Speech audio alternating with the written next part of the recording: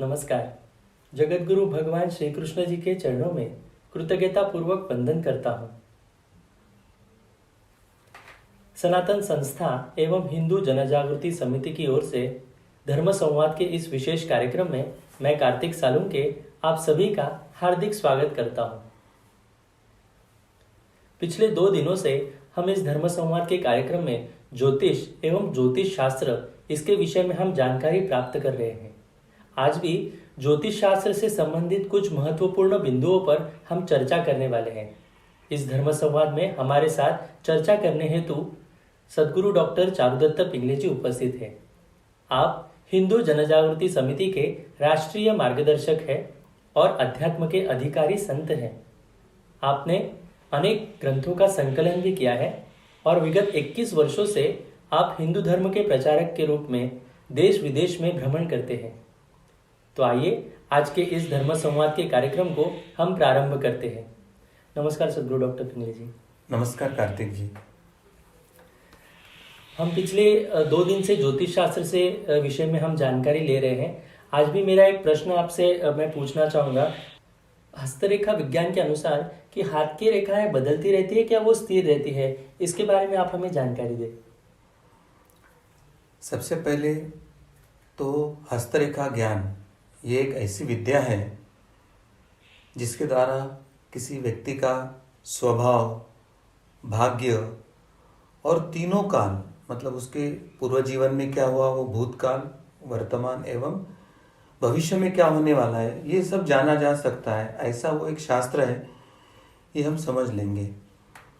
और ये जो शास्त्र है हस्तरेखा का, वह सामुद्रिक शास्त्र का ही घटक है, यह भी हम समझ लेंगे।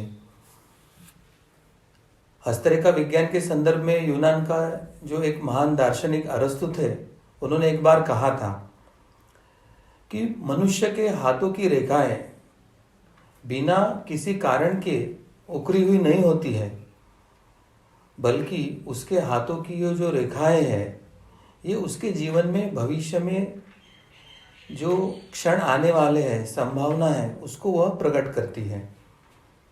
और इसलिए जन्मतः तो मनुष्य के हाथ में जो रेखाएं आती है वो उस समय स्थिर होती है, परंतु कालांतर से उसमें बदलाव भी होता है। यह भी एक सत्य हमको समझने की आवश्यकता है।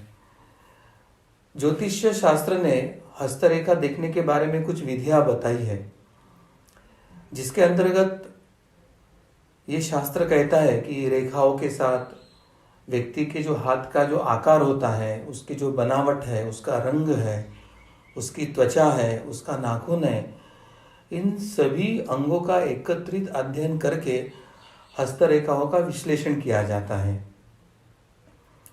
अब सर्वप्रथम हम हस्तरेखाओं के प्रकार क्या है वो जान लेंगे। हस्तरेखाओं के मुख्य 2 प्रकार है। एक प्रकार है कि जन्मजात, मतलब जन्म से जो आती है वो, और दूसरी है कि जन्म के पश्चात जो निर्माण होती है वो। ऐसे 2 प्रकार की रेखाएं होती है। अब जन्मजात रेखाएं क्या होती है? यह ऐसी रेखाएं है जो जातक अपने जन्म के समय उसके हाथ पर जो आती है, उपस्थित रहती है। सरल भाषा में अगर इसे बताना है तो शिशु के हाथों पर उसके बंद मुट्ठी में जो रेखाएं उभरती है वह उसकी जन्मजात रेखा होती है। और एक तरह से वो अपना जो भाग्य लेके आया है वो बंद मुट्ठी में लेके आया, और इस जीवन में वो अपनी मुट्ठी और भाग्य को खोलने वाला है, ऐसे उसका अर्थ है। अब इन रेखाओं में विशेषकर कौन सी रेखाएं होती है? उसमें एक जीवन रेखा होती है, एक मस्तक रेखा होती है, हृदय रेखा होती है, विवाह रेखा होती है और भाग्य रेखाएं होती है। इत्यादि रेखाओं के साथ शिशु के हाथ जन्मतः रेखाएं आती है। अब जन्म के पश्चात निर्मित रेखाओं में क्या होता है वो हम देखेंगे। अब कुछ रेखाएं व्यक्ति के, यानी जातक के वर्तमान जीवन के कर्मों के अनुरूप उसमें बदलाव होता है, वो निर्माण होते हैं। पुरानी कुछ रेखाएं मिट जाती है, नई कुछ रेखाएं निर्माण होती है। ऐसे व्यक्ति के हाथों पर रेखाएं बनती है, बिगड़ती है, बिगड़ती है, बनती है। इन रेखाओं के साथ व्यक्ति के हाथों पर कुछ शुभ चिन्ह, अशुभ चिन्ह भी प्रकट हो सकते हैं या मिट भी सकते हैं। और विशेषकर इन रेखाओं में कुटुंब रेखा है, संतान रेखा है, इसमें कम अधिक यानी न्यूनता आती जाती है। अब बहुत व्यक्ति के मन में यह प्रश्न होता है कि क्या हमारे हाथों में होने वाले रेखाओं का बदलाव हमारे ध्यान में आ सकता है? मगर इसका उत्तर यह है कि हाँ, निश्चित आपके भी ध्यान में आ सकता है। अगर अपने दैनंदिन जीवन में हम 3 माह तक के नियमित रूप से अपने हथेली के रेखाओं का बारीकी से निरीक्षण करते रहते हैं तो हमें समझ में आता है कि चाहे चोट के माध्यम से हो, किसी दुर्घटना या एक्सीडेंट के माध्यम से हो, या अन्य जीवन में होने वाले शारीरिक कष्ट है, या हम जो लेबर वर्क करते हैं, हार्ड वर्क जिसे कहते हैं, तो इसके कारण हमारे हथेली के चाहे जीवन रेखा को कहीं एक क्रॉस या छेद करने वाली रेखा निर्माण हुए ऐसे देखते हैं, या कुछ बिंदु या कुछ अन्य चिन्ह, शुभ या अशुभ चिन्ह भी प्रकट होते हैं, ऐसे हमें ध्यान में आता है। अब जब मानसिक तनाव व्यक्ति के जीवन में बढ़ने लगता है तो ऐसे ध्यान में आता है कि यह रेखाएं सिमटने लगती है, या धूमिल या धूसर होती है, अस्पष्ट होती है, ऐसे भी ध्यान में आता है। तो एक प्रकार इस हस्तरेखाओं के बदलाव में नियति हमारे बदलने वाले भविष्य की संकेत हमें देते रहती है, और किसी कारणवश हमारे जीवन में आने वाले प्रतिकूलता या आपदाओं में हम हस्तरेखाओं के शास्त्र का उपयोग करके संकटों का संकेत समझ लेते हैं, उसके ऊपर योग्य साधना और उपाय करते हैं, तो आने वाले कष्ट या अशुभ भाग्य को हम बदलने की क्षमता रखते हैं। जी, सदगुरु डॉक्टर पिंगली जी, आपने अभी जैसे बताया तो हस्तरेखा विज्ञान में हाथ की रेखाओं के साथ ग्रह के क्षेत्र भी देखे जाते हैं, तो इसका क्या महत्व है? हथेली का जो हस्तरेखा शास्त्र है, ये जो सामुद्रिक शास्त्र है, इसमें केवल हाथों की रेखा है, इतना ही नहीं। जैसे मैंने प्रारंभ में बताया कि पूरा हाथ, हाथ की त्वचा या उंगलियां की लंबाई, उंगलियों की जो गठन है, उसी के साथ हाथों पर भी विशिष्ट क्षेत्र को विशिष्ट ग्रह से निर्धारित किया गया है। अधिकतम जो हमारी उंगलियां है, तो उंगलियों का जो मूल है, मतलब हथेली से जहाँ उंगलियां अलग होना शुरू होती है, वहाँ पर अधिकतर महत्व के ग्रहों का स्थान होता है। और वैसे जो अपना अन्य हाथ है, इसमें भी जो भाग होता है, उसमें भी कुछ ग्रहों का स्थान होता है। तो ये जो ग्रह का स्थान होता है, तो वो क्षेत्र को हाथों के ऊपर पर्वत ऐसे कहा जाता है, उस ग्रह का पर्वत कहा जाता है। अब हथेली के 2 प्रकार होते हैं। हथेली के स्थित ग्रहों के जो स्थान पर है, वहाँ पर एक तो उभार होता है या पर्वत जिसे हम कहते हैं, या वो एकदम फ्लैट यानी सपाट होता है। अगर जन्मता ये जो ग्रह का स्थान हमारे हथेली पर है, उस पर उभार या पर्वत अच्छा है, तो जन्मतः इन ग्रहों की स्थिति उस बच्चे के जीवन में या जन्म कुंडली में मजबूत है, ऐसे दर्शाते हैं, और भाग्य से इन ग्रहों का साथ वो लेकर आया है, ऐसे उसका संकेत होता है। यदि जन्मतः हाथों का ये जो ग्रह का क्षेत्र है, उस पे उभार नहीं है, वो सपाट है यानी फ्लैट है, तो जन्मकालीन ही उस बच्चे के ग्रह की जो स्थिति है वो अत्यंत दुर्बल है, और अपने साथ ग्रहों का जो भाग्य वो अल्पतः लेके आया है, या किंबहुना जीवन में दुर्भाग्य के क्षण अधिक है, कष्ट अधिक है, ऐसे उसको संकेत करके माना जाता है। अब हस्तरेखा ज्योतिष का जो एक सामूहिक विश्लेषण में जातक के हथेली पर ग्रहों के उभार जितने अधिक, जितने सुस्पष्ट है, उतना वह व्यक्ति अपने जीवन में आने वाले अवसरों का लाभ उठाता है और सफलता के शिखर में पहुंचने की संभावना होती है। ऐसे वो बताते हैं। यानी व्यक्ति ने प्रारब्धवश उसके जो पूर्वजन्म के अच्छे कर्म हैं वो इस जन्म में उसको साथ देने वाले हैं और उसके जीवन में अल्प कष्ट में अल्प प्रयासों में वो सफलता के शिखर में जा सकता है। ऐसे एक दूसरी तरह से वो संकेत होता है। इसके विपरीत जिन व्यक्ति के यानी व्यक्ति को ज्योतिष शास्त्र में जातक कहते हैं, तो जिस जातकों के हथेली पर स्थित जो ग्रहों के क्षेत्र है और वे जो सपाट होते हैं, फ्लैट होते हैं, तो उन्हें सफलता के लिए जीवन में अधिक से अधिक संघर्ष करना पड़ता है। ऐसे ज्योतिष के संकेत हमें बताते हैं। इसका दूसरा अर्थ है कि प्रारब्धवश यानी पूर्व जन्मों के कर्मों के कारण ग्रहों की जो सहायता मिलनी चाहिए वो इस जन्म में उसको ना मिलने वाली है और इसके कारण इस जन्म में उसे अपना क्रियामान कर्म यानी उसको अधिक कष्ट अधिक प्रयास करने की आवश्यकता होती है। ऐसे ज्योतिष शास्त्र संकेत करता है। तो दोनों तरह से जो ज्योतिष का मार्गदर्शन मिलता है वह उस व्यक्ति के जीवन को सफल बनाने के लिए एक तरह से उपयोगी होता है और इसलिए आवश्यकता है तो हस्त सामुद्रिक का जरूर उपयोग करें।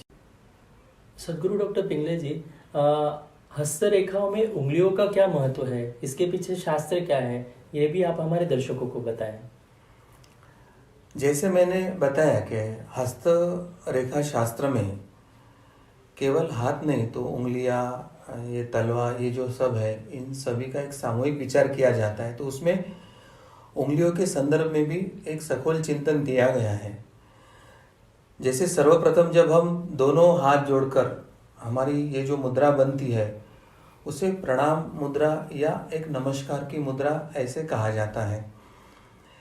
जब दोनों हाथों की सभी उंगलियां, जैसे ये अंगुष्ठ को अंगुष्ठ यानी अंगूठे को अंगूठा, तर्जनी से तर्जनी, मध्यमा से मध्यमा, अनामिका से अनामिका एवं कनिष्ठ से कनिष्ठा जब मिलती है तो एक बड़ा योग निर्माण होता है। जैसे शरीर को ब्रह्मांड का एक छोटा सा रूप माना जाता है, यानी ये पूरा ब्रह्मांड है तो शरीर एक पिंड है और ये पिंड जो है वो ब्रह्मांड का एक छोटा रूप माना जाता है। अब इस शरीर रूपी जो ब्रह्मांड है उसका जो बायां हाथ है इसको उत्तर ध्रुव माना जाता है और दायां हाथ है उसे दक्षिण ध्रुव माना जाता है। और ये दोनों एक दूसरे मिलने के कारण उसका एक चक्र पूर्ण हो जाता है, क्योंकि बाएं हाथों पर जो 12 राशियों के स्थान है उसका संपर्क दाहिने हाथों में स्थित जो 12 राशियां है उसका परस्पर मिलन होकर एक चक्र पूर्ण होता है। तो ये एक हाथों के संदर्भ में एक शास्त्र होता है। अब उंगलियों का आकार कैसे है, उसकी लंबाई कितनी है, उंगलियां चिपक कर रहती है या उसमें चिपकने के समय अंतर होता है। अगर उंगलियों के बीच में से देखते हैं तो विरुद्ध बाजू से प्रकाश दिखता है या नहीं दिखता है, या उंगलियों की लंबाई का अनुपात समान है या फिर नॉर्मल जो रहता है उससे कुछ उंगली बड़ी कुछ उंगली छोटी इस प्रकार की होती है। इन सब के विश्लेषणों से उस व्यक्ति का व्यक्तित्व, उस व्यक्ति की वृत्ति तथा संस्कार, उसका चरित्र इत्यादि अलग अलग जो है उसके गुण वैशिष्ट्य उंगलियों से भी प्रकट होते हैं। जैसे हम अगर अपने हथेली को फैला कर देखते हैं तो उंगलियां किस अवस्था में है यह हमें समझ में आता है। यदि सभी उंगलियां अलग अलग है और उसके हाथों पर जो पर्वत है तो सब उंगलियां अगर अलग अलग होती है तो उसके हाथों के पर्वत वो एक संतुलित अवस्था में है ऐसे द्योतक होता है। कभी कभी क्या होता है कि ये दो उंगलियां अलग दिखती है, ये दो उंगलियां अलग दिखती है, या बीच वाली दो उंगलियां एकत्रित है ऐसे दिखती है। तो इसका मतलब उसके जो जड़ में जो पर्वतों का ग्रहों का पर्वत है उसमें कुछ असंतुलन है ऐसे उसका अर्थ होता है। और जहाँ हथेली पर सभी पर्वत स्पष्ट और संतुलित होते हैं तो उसका भविष्य अत्यंत शुभ एवं फलदायक होता है, यह उसका अर्थ होता है। अब कभी कभी क्या होता है कि एक उंगली दूसरी तरफ झुकी हुई है या दूसरी उंगली पहले की तरफ झुकी हुई है, या सभी उंगलियां एक दूसरे की तरफ झुकी हुई है, सीधी नहीं है स्पष्टता से, तो इस प्रकार का जो होता है, तो ये उंगलियों की स्थिति व्यक्ति के लचीले स्वभाव की, यानी स्वयं में बदलाव परिवर्तन करने की क्षमता का द्योतक होता है। जिसकी उंगली इधर उधर झुकती नहीं, जिसकी उंगली सीधी रहती है, वो अपने मत पर ठाम रहना, अपने मत पे अड़े रहना, इस तरह के एक कठोर व्यक्तित्व का भी वो लक्षण हो सकता है। अब यदि सभी उंगलियों का झुकाव मध्यमा की ओर होता है, तो उस व्यक्ति के व्यक्तिमत्व में शनि पर्वत के जो गुण है तथा विशेषताएं हैं वह आ जाती है। तो इस प्रकार की उंगलियों की रचना, झुकाव या इसके आधार पर व्यक्ति के व्यक्तित्व को हम यहाँ पर बता सकते हैं। तो सर्वसामान्यतः उंगलियों का जो है ये महत्व हस्तरेखा सामुद्रिक में होता है। जी, सदगुरु डॉक्टर पिंगले जी, आपने बहुत ही सरलता से हमें यहाँ पर सभी उंगलियों के बारे में, हस्तरेखाओं के बारे में मैं समझा। यहाँ पर मैं इस पर ही आगे आपसे मार्गदर्शन हम लेना चाहेंगे कि हस्तरेखाओं में अंगूठे का क्या महत्व है, तो इसके बारे में भी आप हमें बताएं। सर्वप्रथम अंगूठे के संदर्भ में कुछ व्यवहारिक उपयोगिता है वो हम जान लेंगे। सबसे जो पहली उंगली होती है उसे अंगूठा या अंगुष्ठ कहते हैं, और इसका स्थान जो होता है हथेली में सबसे महत्वपूर्ण होता है। यह जो अंगुष्ठ है ये अन्य चारों उंगलियों का मुख्य सहायक है। अंगूठे की सहायता के बिना अन्य चारों उंगलियों का कोई कार्य संपन्न हो नहीं सकता है। तो इतना अंगूठे का हमारे हथेली में या कर्म में इतना महत्व है। अब अंगूठे के संदर्भ में एक भारतीय परिप्रेक्ष्य क्या है और पाश्चात्य परिप्रेक्ष्य क्या है और वो उल्टा कैसे है, यह हम समझ लेंगे। ये इसलिए समझना आवश्यक है क्योंकि वर्तमान पीढ़ी जो है वो पाश्चात्य परंपरा, संस्कृति और आचरण की तरफ वो दौड़ रही है, अंधाधुंध दौड़ रही है। मगर वो कितना हमारे भारतीय संस्कृति परंपरा के परिप्रेक्ष्य से कितना उल्टा है और कितना अयोग्य, अशुभ, फलदायी है, यह हमें समझने की आवश्यकता है। अब हमारे भारतीय पूर्वीय संस्कृति में बंद मुट्ठी करके अंगूठा अगर बाहर निकाल कर दिखाया जाता तो उसमें हमें कैसे ठेंगा दिखाया ऐसे उसको कहा जाता है। इसका मतलब कोई अगर हमें कार्य करने के लिए बता रहा है और वो गलत है तो उसको मना करने का जो एक संकेत है वो हम अंगूठे को बाहर निकाल कर ठेंगा दिखा कर कहते कि जाओ हम ये नहीं करने वाले हैं, यानी वो हमने मना किया है ऐसे संकेत जाता है। अब पश्चिमी संस्कृति का परिप्रेक्ष्य क्या है? ठीक पूर्वीय भारतीय परिप्रेक्ष्य से एकदम उल्टा है। और कोई अगर कोई कार्य बताया या किसी ने सहायता मांगी और उसको आपको स्वीकृति देना है तो वो अंगूठा खड़ा करके थम्स अप, यानी स्वीकृति देने के लिए वो थम्स अप करता है। तो ये जो एक परस्पर विरोधाभास है भारतीय संस्कृति और पश्चिमी संस्कृति, वो एक बताने की दृष्टि से एक उदाहरण के तौर पे बताया है। अब अंगूठे का जो निशान होता है उसमें विविधता और वैशिष्ट्य क्या है, यानी ये सबसे महत्व का सूत्र हमें एक व्यवहारिक जीवन के हेतु भी जानना आवश्यक है। यूँ तो दुनिया में करीब करीब 730-40 करोड़ से अधिक मनुष्य है और जिस तरह से हर व्यक्ति का मुख या दिखना हर व्यक्ति का अलग अलग भिन्न है, उसी तरह से सभी व्यक्ति के अंगूठे के निशान भिन्न होते हैं। किसी दो व्यक्ति के अंगूठे के निशान मिलते नहीं, ऐसे आधुनिक विज्ञान, आधुनिक स्वास्थ्य विज्ञान भी कहता है। और इसलिए अपराध जगत में कुछ अन्वेषण करना हो तो थंब इम्प्रेशन का एक सबसे अधिक महत्व उसकी जांच के लिए दिया है, ताकि दो व्यक्ति के कभी अंगूठे के निशान मिलते नहीं, यह उसके पीछे सर्वसामान्य सिद्धांत है। अब आध्यात्मिक परिप्रेक्ष्य में अंगूठे का महत्व क्या है वह हम समझ लेंगे। अब पांचों उंगलियां ये पंच तत्वों का प्रतीक है और उसमें जो अंगुष्ठ है वह आकाश तत्व से संबंधित होता है। अलग अलग विचारधाराओं में अलग अलग तत्वों से जोड़ा गया है, मगर अंगूठा जो है वो अहम से निगड़ित होता है, आकाश तत्व से निगड़ित होता है। और अंगूठे के आकार में से मगर और अंगूठा जितना लचीला हो, जितना झुकाव वाला हो, उतना व्यक्ति में अहम भाव कम होता है, ऐसे कहा जाता है। और जितना अंगूठा सीधा कड़क यानी जब स्टिफ होता है तो उतना ही व्यक्ति में अहम भाव अधिक होता है, ऐसे एक संकेत माना जाता है। अगर अंगूठे का आधा आकार जो है अन्य उंगलियों की तुलना में छोटा और अधिक जाड़ा और नाखून बड़ा हुआ तो ऐसा जो अंगूठा होता है ऐसे व्यक्ति की मनोवृत्ति अत्यंत हिंसक तथा कुटिल या गुनहगारी की प्रवृत्ति की होती है, ऐसा भी संकेत इससे हमें मिलता है।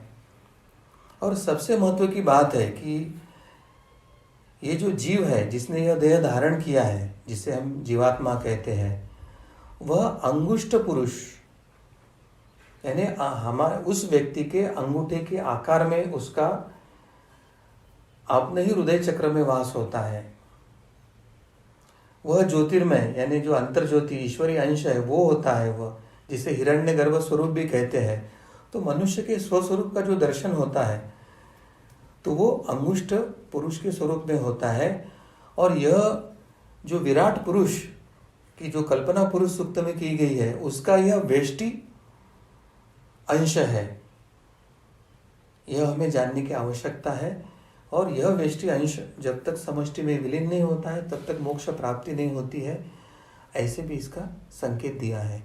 जी, सदगुरु डॉक्टर पिंगले जी, आपने बहुत ही अच्छे प्रकार से हम यहाँ पर आप हमें समझा रहे हैं और बहुत ही ये अच्छा विषय है। हम सभी को ये ध्यान में आ रहा होगा कि ज्योतिष शास्त्र के अंतर्गत कुछ महत्वपूर्ण बिंदुओं पर हम आज यहाँ पर चर्चा कर रहे हैं। हस्तरेखाओं से संबंधित अंगूठे का क्या महत्व है ये अभी हमने समझ कर लिया। अभी मैं आगे आपसे पूछना चाहूंगा कि तर्जनी और मध्यमा, तो इसके विषय में भी आप हमें कुछ जानकारी दें। तर्जनी यह जो है अंगूठे के पास वाली जो उंगली होती है उसे तर्जनी कहा जाता है। व्यवहारिक दृष्टि से यह माना जाता है कि बच्चे जितने अधिक दिन अपने पिता के या अपने पालकों की इस तर्जनी को पकड़कर चलता है वह उतनी ही मात्रा में अपने ज्येष्ठ व्यक्तियों से, परिजनों से ऊर्जा प्राप्त करता है, ऐसे कहा जाता है।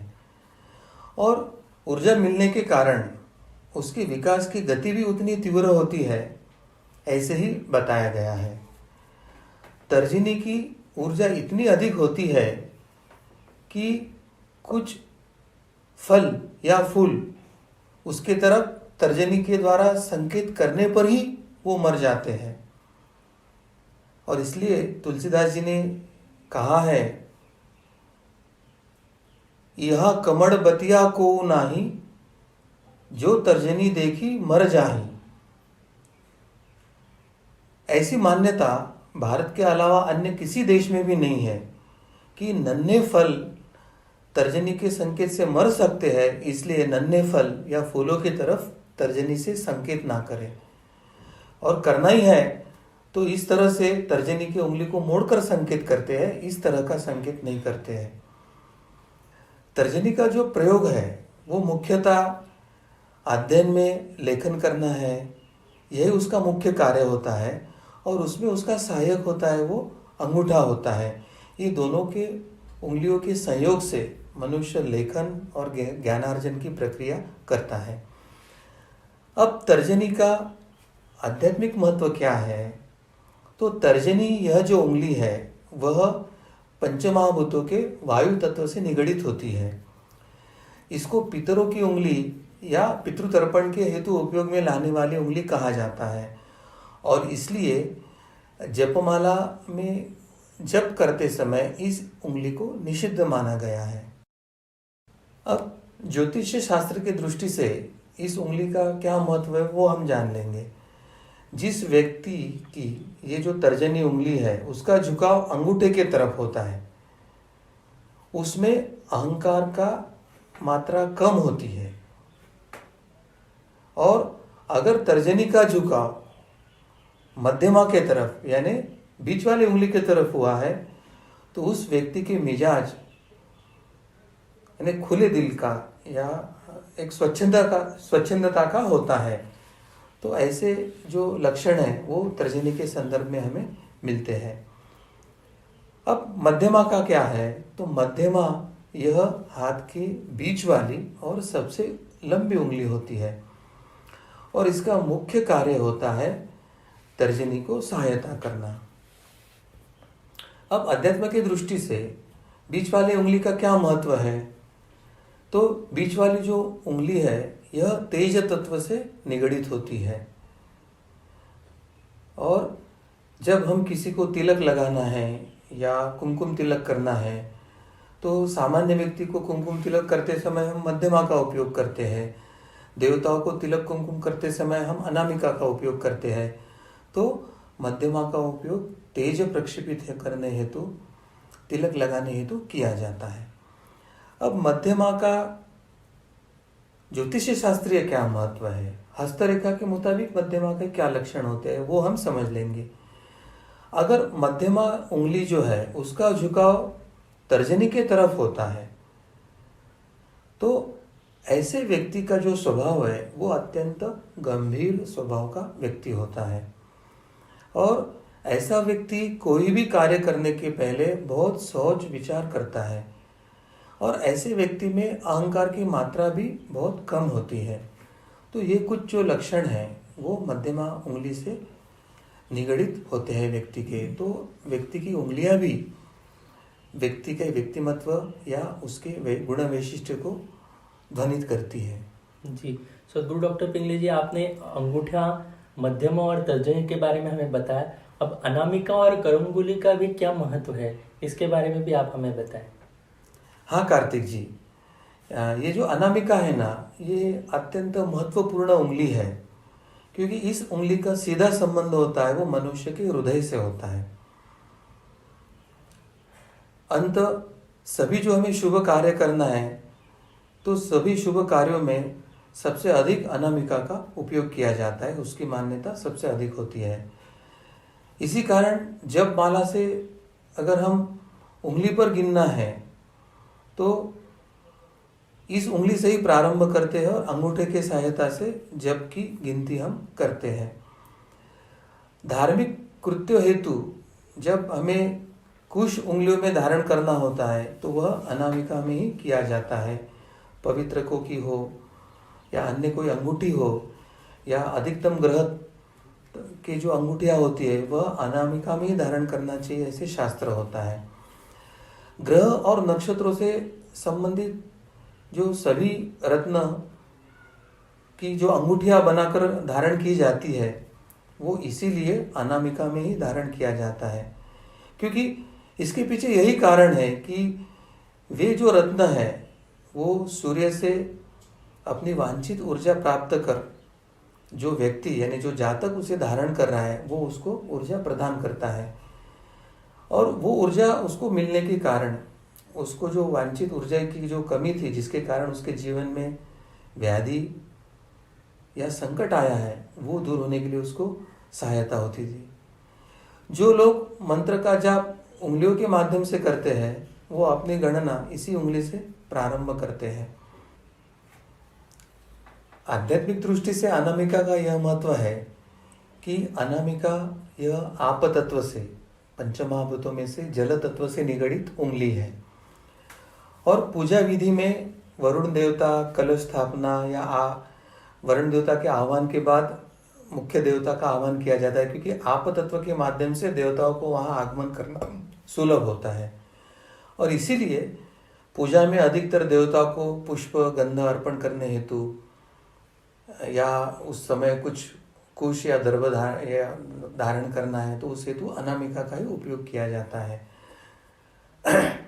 अनामिका यह मतलब हृदय से निगडित होती है और दैवी कार्य के लिए उपयोग किए जाने वाली यह उंगली है।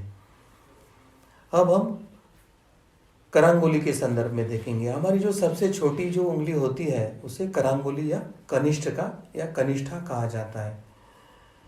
ये उंगली का मुख्य जो कार्य है वह अनामिका की सहायता करना, यही उसका सबसे महत्व का कार्य है। वैसे उसका स्वयं का कोई कार्य नहीं है। अब आध्यात्मिक परिप्रेक्ष्य से अगर देखते हैं तो अनामिका यह पृथ्वी तत्व का प्रतिनिधि करने वाली उंगली है और पृथ्वी तत्व यानी एक तरह से जड़त्व का। तो एक बार किसी ने प्रश्न पूछा था कि सामान्यतः विष्णु जी के करंगली पर क्यों चक्र होता है और जब वो युद्ध काल में होता है तो वो तर्जनी पे क्यों धारण करते हैं। तो इसका अर्थ है कि जैसे हमारे घर में अगर कोई गाड़ी है और हमको उपयोग नहीं करना है तो हम उसको गैरेज में रख देते हैं। तो इस तरह से सुदर्शन चक्र का जब उपयोग नहीं करना है और भक्तों के लिए जब कार्य करते हैं तो पृथ्वी तत्व वाले जड़त्व वाले उंगली में विष्णु जी सुदर्शन चक्र को धारण करते हैं। उसके कारण वो गतिशील नहीं होता है, मतलब वो स्टैटिक यानी एक विश्राम की स्थिति में है, ऐसा उसका द्योतक है। मगर युद्ध काल में जब वो तर्जनी पे धारण करते हैं तो तर्जनी वायु और वायु गति से संबंधित होता है। तो जिस तरह से कोई सैटेलाइट को लॉन्च पैड में लाके एक्टिवेट करने की प्रक्रिया होती है, उस तरह से युद्ध काल में प्रथम तर्जनी पे धारण किया जाता है और फिर तर्जनी से उस चक्र को छोड़ा जाता है। तो पंच तत्वों के आधार पर सुदर्शन चक्र का उपयोग अगर नहीं करना है तो उसको करंगुली पे रखने का अर्थ है कि वो अभी उपयोग में नहीं है, जड़त्व के कारण वो स्थिर और शांत रखा है। और जैसे ही तर्जनी पे धारण करते हैं तो अभी वो युद्धजन्य स्थिति में आए हैं और भक्तों की रक्षा के लिए वो कभी भी छोड़ सकते हैं, ऐसे उसका अर्थ होता है मूर्ति शास्त्र का। और हम भगवान श्री कृष्ण जी को यही प्रार्थना करते हैं कि अभी ये जो भीषण आपत्काल आया है, रजतम बढ़ा हुआ है, अधर्म बढ़ा हुआ है, तो आप तर्जनी में सुदर्शन चक्र धारण करके अब हम सब भक्तों के रक्षण के लिए दौड़ के आइए, यही प्रार्थना हम भगवान विष्णु के चरणों में करते हैं। और ज्योतिष शास्त्र का जो महत्व है छोटी उंगली का, वो भी मैं अभी बताना चाहूँगा कि जिस व्यक्ति के हथेली में छोटी उंगली का झुकाव अनामिका के तरफ होता है तो उस व्यक्ति में स्वार्थी का भाव बखूबी होता है, वो अधिक मात्रा में स्वार्थी व्यक्ति होता है, यह ऐसा संकेत देता है। लेकिन छोटी उंगली का अगर झुकाव अनामिका के तरफ नहीं तो बाहर की तरफ अगर अधिक है तो वो व्यक्ति काफी मात्रा में लापरवाह वृत्ति का है, यह उसका संकेत होता है। तो इस तरह के एक उंगलियों का जो महत्व है ये हस्तरेखा सामुद्रिक के संदर्भ में है। और मगर ये एक संकेत मात्र होता है, व्यक्ति की साधना, उसके ऊपर की गुरु कृपा, उसकी तड़प, इन सब बातों से उसकी जो फल है उसमें परिवर्तन हो सकता है। इसलिए सभी व्यक्तियों ने साधना करना आवश्यक है, ऐसे मुझे लगता है। ठीक।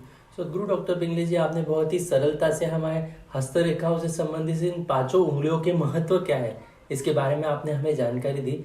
मेरा अगला प्रश्न आपसे यह है कि चंद्रमा का मन पर प्रभाव किस प्रकार से होता है, तो इसके बारे में भी आप हम सभी को बताएं। हमारे धर्मशास्त्र ने, ज्योतिष शास्त्र ने पहले से ही बता के रखा है कि ये जो सब ग्रह, तारे, नक्षत्र होते हैं या विश्व में जो जो वस्तुएं है उसका प्रत्यक्ष अप्रत्यक्ष परिणाम हर व्यक्ति के व्यक्तित्व पर होते ही रहता है। और उसमें चंद्र को व्यक्ति के मन से जोड़ा जाने के कारण चंद्र का प्रभाव व्यक्ति के मनोवृत्ति पर सबसे अधिक होता है, ऐसे ज्योतिष शास्त्र, धर्मशास्त्र कहता है। परंतु जैसे आधुनिकता, विज्ञानवादता, पुरोगामित्वता बढ़ रहा है तो वो इन बातों को मानते नहीं है।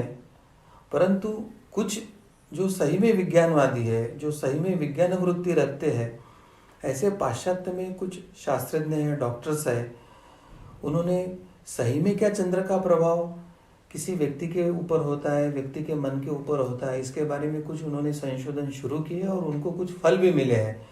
इसके विपरीत भारत के ये जो तथाकथित विज्ञानवादी है वो ना तो प्रयोगशीलता है उनमें, ना तो वो प्रयोग करते हैं और इसलिए उनको इसकी सत्यता भी जांचने के लिए उनके पास कोई स्रोत नहीं है, ऐसे ध्यान में आता है।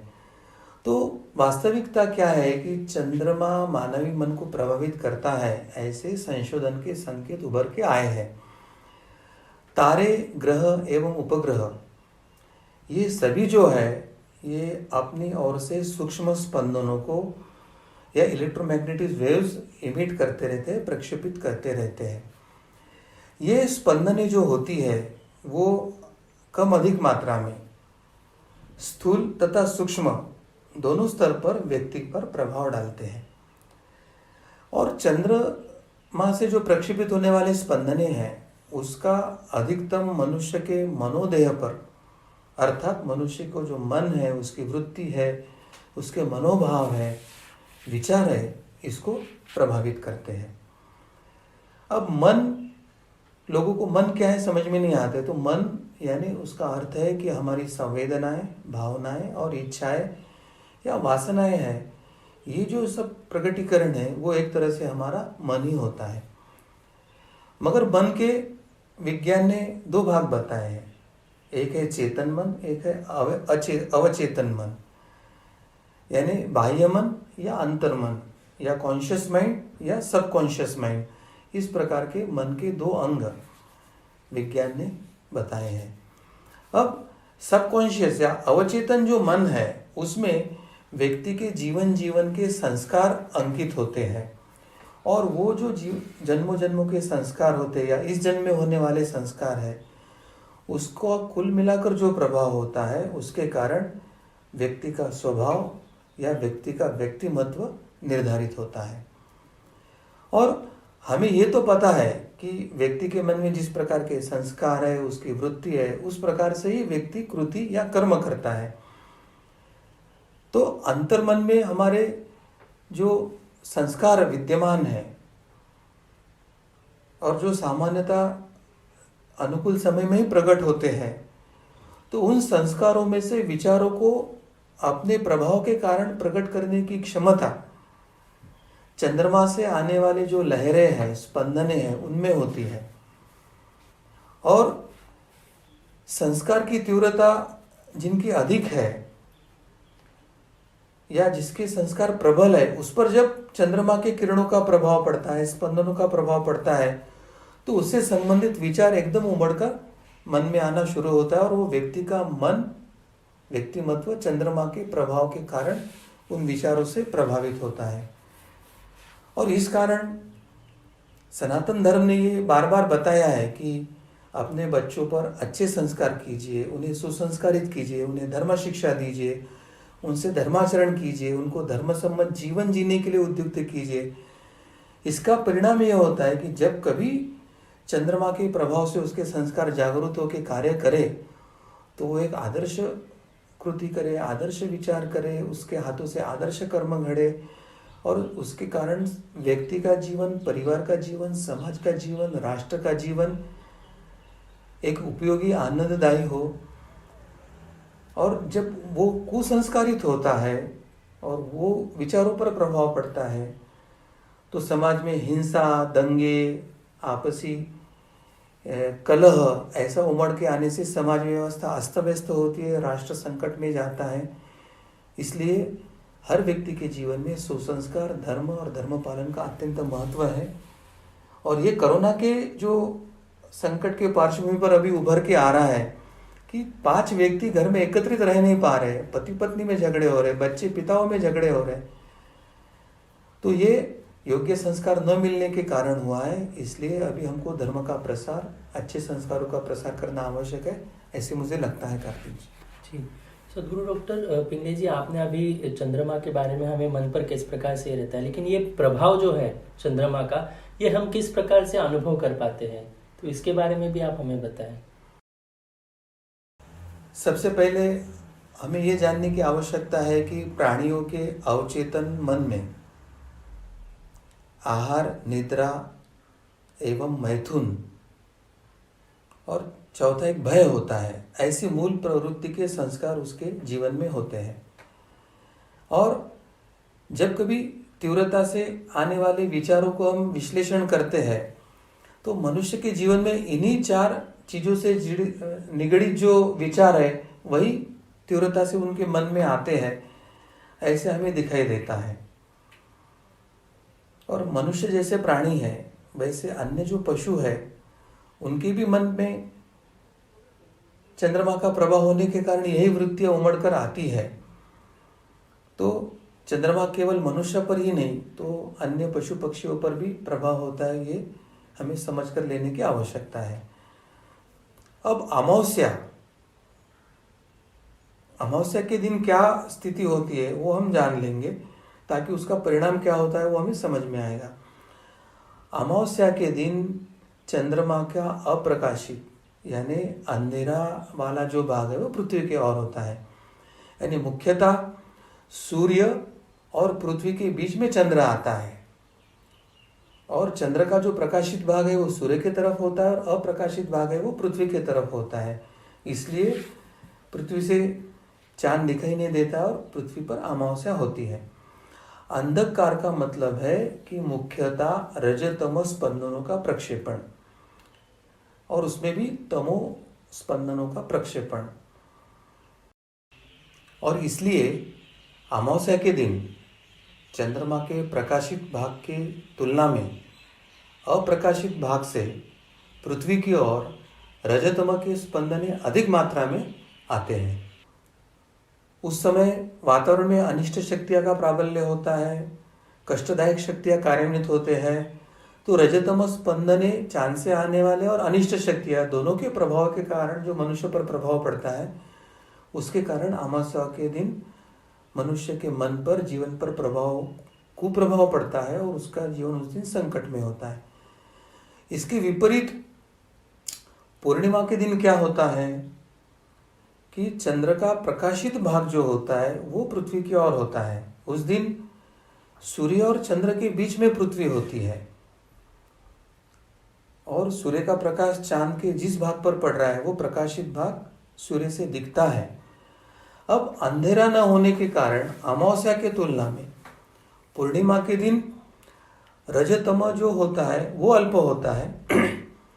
अनिष्ट शक्तियों का संचार अल्प प्रमाण में होता है, परंतु पूर्णिमा के दिन चंद्रमा के पूर्ण स्पंदन अधिक मात्रा में कार्यान्वित होने के कारण और चंद्रमा के स्पंदन मनुष्य के मन को प्रभावित करते हैं। इस कारण पूर्णिमा के दिन मनुष्य के मन में विचारों का प्रमाण अत्यंत अधिक होता है और विचारों के कारण उसमें अस्वस्थता आती है। नकारात्मक विचार भी संस्कारों के अनुरूप अधिक आ सकते हैं और मनुष्य के जीवन में कष्ट, मानसिक कष्ट एवं आत्महत्या जैसे विचार भी उस दिन प्रकट हो सकते हैं। अब पूर्णिमा के दिन अन्य जो व्यक्ति है जिनमें विशिष्ट संस्कार है उन पर क्या प्रभाव पड़ सकता है वो हम देखेंगे। समझो यदि कोई व्यक्ति लेखक है, लेखन क्षमता उसमें है और उसको कोई पुस्तक लिखने का उसका मन है और पूर्णिमा के दिन अगर वो अपना मन पुस्तक लेखन पर केंद्रित करता है तो उस दिन चंद्र के प्रभाव के कारण उसके मन में उस जो विषय पर लेखन करना चाहिए वो विषय और ग्रंथ लिखाण के संदर्भ में प्रतिभा वृद्धि होकर अधिक विचार आकर उसका ग्रंथ लेखन अधिक प्रतिभा से, अधिक प्रगल्भता से हो सकता है और वो अधिक विपुल प्रमाण में, एक समृद्ध प्रमाण में ग्रंथ लेखन कर सकता है। तो व्यक्ति के संस्कार वैसे है करके वैसे अनुकूल परिणाम हुए और व्यक्ति को लाभ हुआ।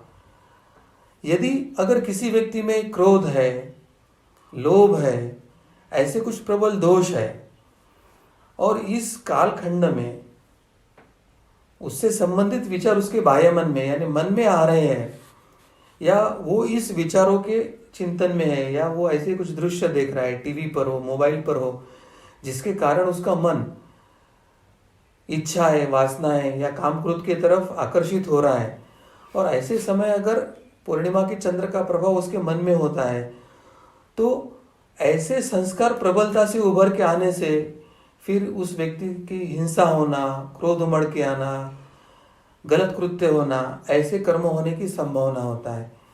उदाहरण के तौर पर अगर हम देखते हैं कि कोई शराबी है और उसके मन में शराब पीने के विचार प्रबल है और मद्यपान करने का विचार भी आ रहा है, तो जब चंद्र के स्पंदनों का परिणाम उसके मन में आएगा तो ये विचार इतना प्रबल हो जाएगा कि वो व्यक्ति अपने आप पर संयम नहीं रख पाएगा, वो जाकर मद्यपान करेगा, शराब को ग्लोरीफाई करेगा और फिर शराब पीने के बाद जो गलत कृत्य होने की संभावना है वो होने की संभावना होती है और फिर इस कारण अमावस्या और पूर्णिमा के दिन व्यक्ति पर गलत प्रभाव पड़ सकता है, ऐसे कहा गया है। मगर इसके उल्टा किसी आध्यात्मिक व्यक्ति के अंतर्मन में सुप्त आध्यात्मिक संस्कार है, साधना संबंधी उसके मन में विचार है और वो इन दिनों साधना संबंधी विचारों को जागरूक करके उसके संदर्भ में क्रियाकलाप करने की विचार कर रहा है, तो पूर्णिमा के दिन चंदनों के स्पंदनों के प्रभाव के कारण उसके साधना से संबंधित विचार और कृति को बल मिलता है और वो अच्छी साधना और अच्छी कृति करने के लिए उद्युक्त होता है। तो एक तरह से संस्कारों के अनुरूप होने के कारण साधना करने वाले व्यक्ति को पूर्णिमा का लाभ ही होता है। और इसलिए शास्त्र में ऐसे बताया गया है कि अमावस्या या पूर्णिमा के 2 दिन पहले और 2 दिन बाद व्यक्ति ने अपने जीवन में अधिक से अधिक साधना करनी चाहिए। अमावस्या के लिए वो कुप्रभाव को, गलत प्रभाव को कम करना, संकटों से सामना करने के लिए उपयोगी होती है। तो पूर्णिमा में वो साधना के लिए सहायभूत होती है, साधना बढ़ाने के लिए, विचार और कर्मों के स्तर पर साधना बढ़ाने के लिए सहायभूत होती है। इसलिए दोनों समय हमने साधना करनी चाहिए। ठीक। सदगुरु डॉक्टर पिंगले जी, पूर्णिमा अथवा अमावस्या के दिन भौगोलिक दृष्टि से क्या परिणाम होते हैं, तो इसके बारे में भी कुछ अगर शास्त्र है तो वो भी आप हमें बताएं। मुख्यतः सूर्य का एक अपना गुरुत्वाकर्षण होता है, चंद्र का एक गुरुत्वाकर्षण होता है और पृथ्वी का गुरुत्वाकर्षण होता है। तो पूर्णिमा और अमावस्या के दिन ये गुरुत्वाकर्षण का क्या प्रभाव होता है वो हम समझ लेंगे। पूर्णिमा के दिन पृथ्वी बीच में होती है, एक तरफ सूरज और एक तरफ चंद्रमा होता है। तो पृथ्वी के गुरुत्वाकर्षण पर एक तरफ से चंद्रमा का एक तरफ से खिंचाव आता है, एक तरफ से सूरज का खिंचाव आता है और दोनों के खिंचाव में से जो एक सामूहिक, एक नया जो खिंचाव का प्रभाव निर्माण होता है, वो प्रभाव पृथ्वी के जैसे जल पर पड़ता है और वो जल के कारण समुद्र में लहरें निर्माण होती है, उसमें ज्वार भाटा निर्माण होता है। क्योंकि चंद्रमा के प्रभाव के कारण समुद्र के जल को ऊपर की ओर खींचा जाता है, उससे लहरें निर्माण होती है और ज्वार भाटा निर्माण होती है। तो पूर्णिमा के दिन गुरुत्वाकर्षण का एक अलग प्रभाव होता है। अब दूसरी जो स्थिति है अमावस्या, अमावस्या के दिन पृथ्वी एक तरफ है, दूसरे बाजू सूरज है और बीच में चंद्रमा है और चंद्रमा की काली बाजू पृथ्वी की तरफ है। अब पृथ्वी का गुरुत्वाकर्षण पर चंद्रमा और सूर्य दोनों का एकत्रित प्रभाव होने के कारण उस दिन दोनों की एकत्रित गुरुत्वाकर्षण शक्ति का एक बड़ा प्रभाव निर्माण होता है। उस समय समुद्र में अधिक जल में खिंचाव, लहरें उठती है और ज्वार भाटा तीव्रता से आता है। तो इस तरह से ये दोनों तरफ से आने वाले गुरुत्वाकर्षण का जिस तरह से प्रभाव समुद्री जल पर पड़ता है, उसी तरह से मानव का शरीर भी लगभग 65% जो है वो जल या आपतत्व से बना होता है और मनुष्य का जो मस्तिष्क और हृदय है वो अधिकतम 73% जो होता है वो जल तत्व युक्त होता है। तो पूर्णिमा और अमावस्या इस दिन जो गुरुत्वाकर्षण का जैसे प्रभाव समुद्र के जल पे पड़ता है, उसी तरह से वो मनुष्य के शरीर के अंदर के भी जल पर प्रभाव निर्माण करता है। तो पूर्णिमा के दिन मनुष्य के शरीर में ये जो जल होता है उसमें गति और गुण बदल जाते हैं। वैज्ञानिकों के अनुसार इस दिन चंद्रमा की जो गति होती है उससे आने वाले स्पंदनें जो है वो काफी तेज होते हैं, क्योंकि प्रकाशित भाग की ओर से स्पंदनें आती है। तो उससे जो जल में खिंचाव निर्माण होता है, जल में खिंचाव के कारण जो एक इलेक्ट्रोमैग्नेटिक फोर्स वहां क्रिएट होता है, उसके कारण जो हमारे नर्व्स के जो न्यूरॉन सेल्स होते हैं वो अधिक क्रियाशील हो जाते हैं, वो ज़्यादा उत्तेजित हो जाते हैं और उत्तेजित होने के कारण उसका मन पर प्रभाव होकर व्यक्ति भावुक हो जाता है। इसके कारण परिणाम ऐसे होता है कि मनुष्य को जो अग्नि होता है वो अग्नि मंद हो जाता है, पेट का जो चयापचय यानी एक डाइजेस्टिव जो क्रिया है वो शिथिल हो जाती है, दिमाग का जो नियंत्रण शरीर पे होना चाहिए वो कुछ मात्रा में कम होता है और भावनाओं पर वो ज़्यादा केंद्रित होता है। और ऐसे व्यक्तियों पर चंद्र का जो प्रभाव है वो गलत दिशा में जा रहा है ऐसे दिखाई देता है। और इसी के कारण अधिकतम पूर्णिमा के दिन कुछ ना कुछ व्रत रखने की परंपरा हमारे धर्मशास्त्र ने दिया है, ताकि उस दिन खाने पर भी परहेज हो, शरीर में जल की मात्रा पर भी परहेज हो और साधना के कारण चंद्र का जो प्रभाव है व्रत के कारण वो भी कम होता है। उदाहरण के तौर पर अगर हम देखते हैं, जैसे हम सामान्य श्वास लेते हैं और एक गहरा श्वास लेते हैं, तो सामान्य श्वास के तुलना में गहरे श्वास में हम 3 गुना वायु मुख में हमारे फुफ्फुस में प्रविष्ट होती है। अब इसकी तुलना अगर हम चंद्रमा का खिंचाव के संदर्भ देखते हैं, तो सामान्य दिनों में चंद्रमा का जो खिंचाव होता है और पूर्णिमा अमावस्या के दिन जो चंद्रमा का पृथ्वी की तरफ खिंचाव होता है, तो सामान्य श्वास और गहरे श्वास में जो 3 गुना फर्क होता है, उतना ही चंद्र के प्रभाव का गुनाफल जो है वो पृथ्वी पर होता है। और क्योंकि पृथ्वी का जो वातावरण है वो वायुमंडल से वलयांकित है और जब चंद्र का प्रभाव पड़ता है तो 3 गुना जो वायुमंडल को अपनी तरफ खींचता है, तो पूरी पृथ्वी के आजू बाजू में एक सूक्ष्म दबाव का केंद्र निर्माण होता है। और ये जो सूक्ष्म दबाव का केंद्र निर्माण होता है, उसके परिणाम स्वरूप मनुष्य पर उस समय वातावरण में जो कार्यान्वित अनिष्ट शक्तियाँ हैं, आसुरी शक्तियाँ हैं, उनका मनुष्य के शरीर और मन पर आक्रमण का 3 गुना बढ़ोतरी हो जाती है। और यह अनिष्ट दबाव पूर्णिमा या अमावस्या के 2 दिन पहले से आरंभ होता है और 2 दिन उपरांत ही समाप्त होता है। और इसलिए पूर्णिमा और अमावस्या के 2 दिन पहले और 2 दिन बाद तक के हर व्यक्ति ने साधना की तरफ अधिक ध्यान देना चाहिए, ऐसे शास्त्र बताता है। तो गुरुत्वाकर्षण या भौगोलिक दृष्टिया ऐसे प्रभाव सूरज और चंद्रमा का पृथ्वी पर तथा मनुष्य पर होता दिखाई देता है। कार्तिक जी, आपने अभी जिस प्रकार से बताया, तो वैसे पूर्णिमा एवं अमावस्या को चंद्रमा का प्रभाव बढ़ा हुआ रहता है, तो इसका परिणाम क्या हो सकता है, तो इसके बारे में भी आप हमें बताएं। जैसे पहले भी मैंने कुछ संकेत किया था कि अमावस्या के दिन वातावरण में चंद्रमा का अप्रकाशित भाग पृथ्वी की तरफ देखता है, इसलिए अधिक मात्रा में रजतम या तम प्रमाण की स्पंदनें प्रक्षेपित होती है। उस समय रात घनी अंधेरी होने के कारण अनिष्ट शक्तियां भी कार्यान्वित होती है और उनके लिए घनी रात और रजतम प्रधान वातावरण अनुकूल होता है। और इसलिए सबसे महत्व की जो बात है कि अमावस्या के दिन अच्छे कार्य को वर्जित किया गया है, क्योंकि अमावस्या के ये जो वातावरण है उसको अपवित्र माना गया है और इसलिए शुभ कार्य अमावस्या के दिन नहीं करते हैं। यह शास्त्र हमें समझने की आवश्यकता है।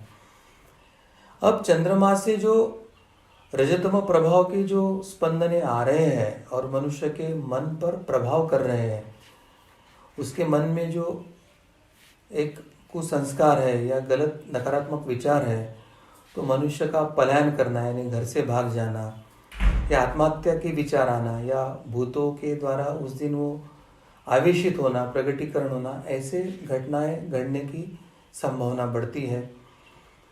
और विशेष रूप से रात्रि के समय में जब सूर्य की जो ब्रह्मांड की मूलभूत ऊर्जा है, अग्नि तत्व या तेज तत्व, वो रात में उपस्थित नहीं रहता है, इसलिए अमावस्या के रात्रि में ये प्रभाव अधिक दिखाई देते हैं। अमावस्या के रात्रि में अनिष्ट शक्तियों को मनुष्य को कष्ट पहुंचाने के लिए अत्यंत स्वर्णिम अवसर होता है। इसलिए अमावस्या के रात में कहीं बाहर ज़्यादा ना निकले, एक जगह घर में रुककर साधना करें और अच्छे से उसके लिए कवच या इसके लिए प्रार्थना करें, वास्तु शुद्धि करें। ये सब बातें इन दिनों करना बहुत आवश्यक होता है। कार्तिक जी जी, सदगुरु डॉक्टर संजय जी, पूर्णिमा और अमावस्या दोनों ही दिन कष्ट का भाग रहता है, तो इन कष्ट में कोई अंतर है क्या, तो इसके बारे में भी आप बताएं। हाँ, ये दोनों दिनों के कष्ट में अंतर होता है। अमावस्या तथा पूर्णिमा के दिन पर अमावस्या तथा पूर्णिमा के दिन मनुष्य पर होने वाले जो प्रभाव है उसमें मूलतः सूक्ष्मतः अंतर होता है।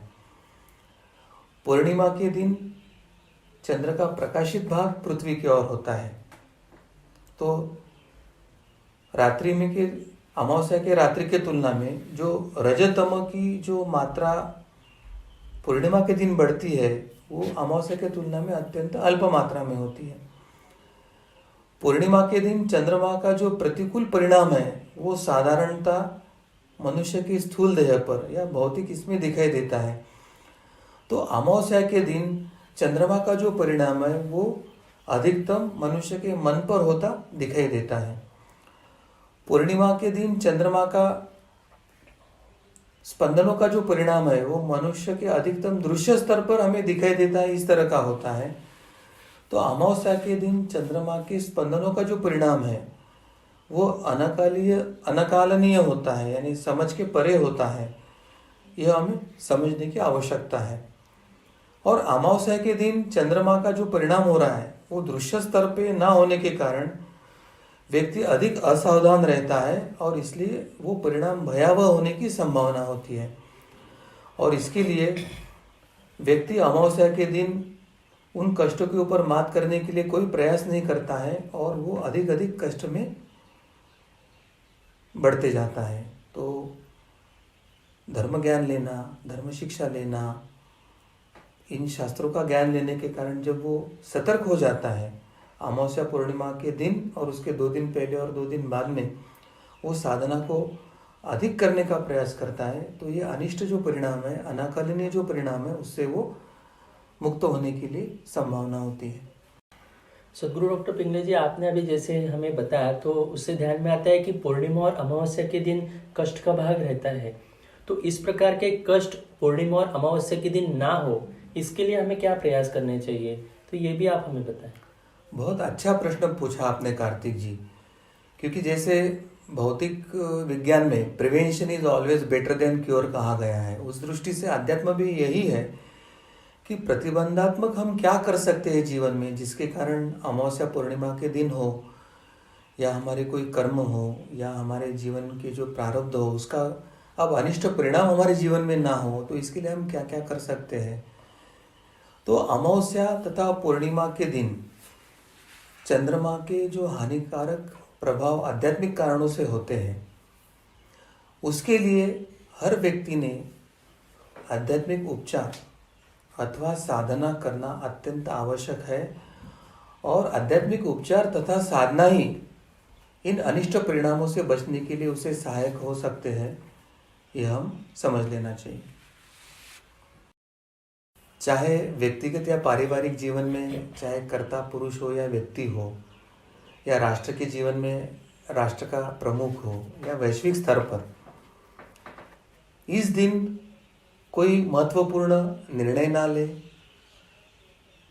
व्यक्ति अपने जीवन में क्रय विक्रय करना, इस तरह का व्यवहार ऐसे दिन ना करे, क्योंकि ऐसे निर्णयों पर अनिष्ट शक्तियाँ अपना प्रभाव डालकर उसमें कुछ कष्ट निर्माण करके या कुछ विपरीत फल देने के लिए प्रभावित कर सकती है।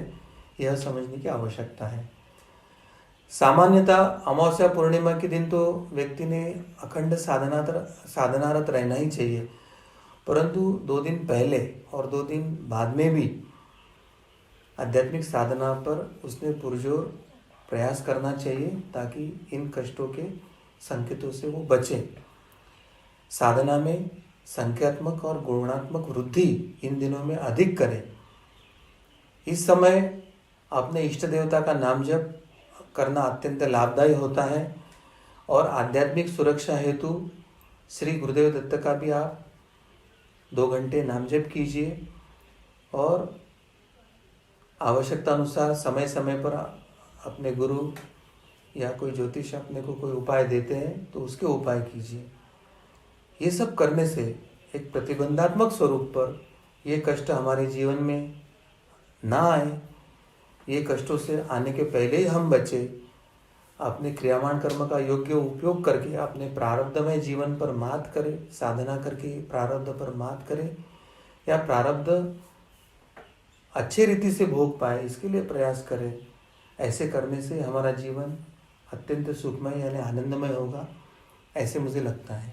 जी, बहुत बहुत धन्यवाद सदगुरु डॉक्टर पिंगले जी। इस धर्म संवाद के माध्यम से आपने ज्योतिष एवं ज्योतिष शास्त्र से संबंधित अनेक बिंदुओं पर हमारे शंकाओं का आप समाधान कर रहे हैं। हम सभी आपके प्रति बहुत बहुत कृतज्ञ हैं।